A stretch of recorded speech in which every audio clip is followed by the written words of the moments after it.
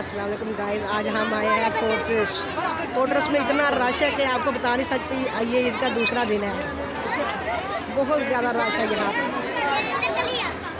ये देखें जी, मैं आपको दिखा रही हूँ।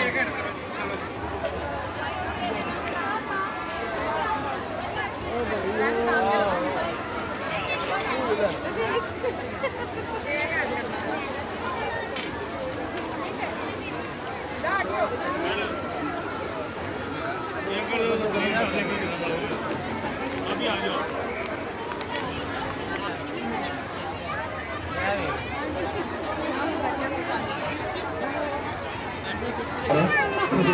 मोबाइल वगैरह क्योंकि बहुत से पास बात के अंदर देर से आ जाते हैं, जिसमें औरतें और बच्चे भी शामिल होते हैं।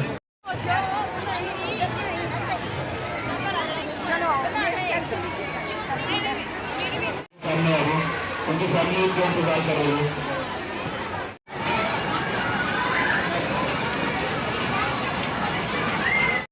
तो गाड़ी वाला नहीं लेना, गाड़ी वाले इतना मजा आएगा।